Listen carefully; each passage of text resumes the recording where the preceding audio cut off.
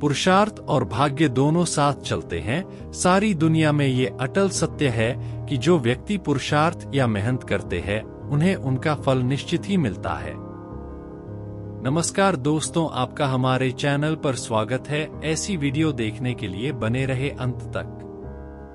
पर कभी कभी किसी के साथ ऐसा भी हो सकता है कि लाख मेहनत के बावजूद कड़ी मेहनत का उचित मूल्य नहीं मिल पाता। ऐसे अवस्था में मजबूरीवश इंसान अपने भाग्य को कोसने लगता है और इसे ही अपना दुर्भाग्य मान बैठता है।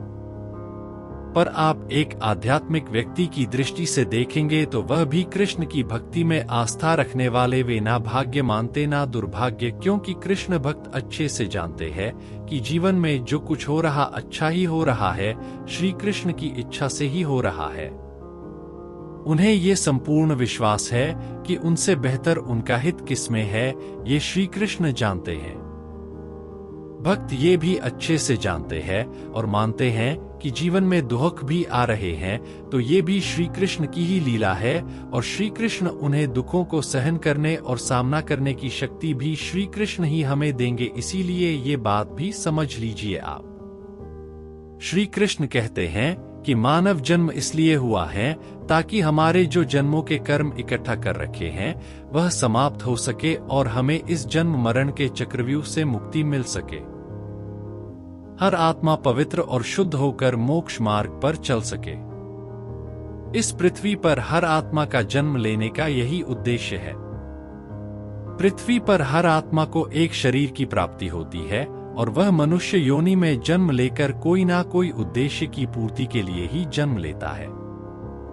उद्देश्य हेतु हर एक को जीवन में संघर्ष भी करना पड़ता है। संघर्ष ही जीवन, यह बात भी आप अच्छे से समझते भी होंगे। जिसने जीवन में संघर्ष ही नहीं किया तो उसने क्या पाया फिर? श्री कृष्ण की ये बात अच्छे से समझ लीजिए आप भी। भाग्य और सौभाग्य यह एक सामान्य व्यक्ति की सोच है, क्योंकि कृष्ण भक्ति में डूबा हुआ इंसान तो कर्म करने में भी कृष्ण की आराधना समझता है।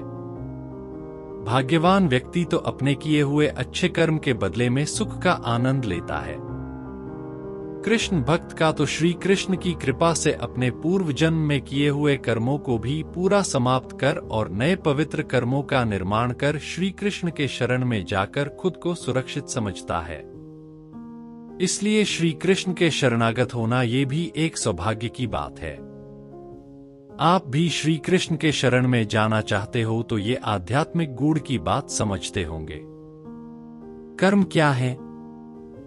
क्या कर्म की बात जो बड़े बड़े आध्यात्मिक बातें करने वाले लोग कर्म की परिभाषा को कर्म कहते हैं।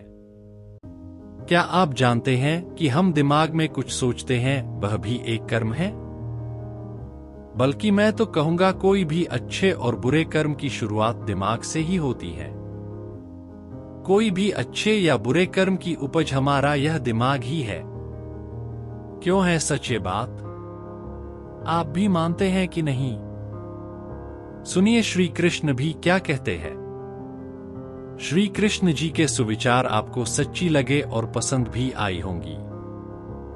एक सच्चे भक्त की सच्ची आराधना पर वे प्रसन्न होकर हमेशा साथ रहते और आजीवन भक्त को मार्गदर्शन देते रहते। एक साधारण हम जैसी जीवात्मा को और क्या चाहिए। मित्रों, इस वीडियो में बस इतना ही। मिलते हैं अगली वीडियो में। अपना ख्याल रखिएगा। जय श्री कृष्णा। वीडियो अच्छी लगे तो लाइक शेयर सब्सक्राइब करें और बेल आइकन दबाना ना भूलें।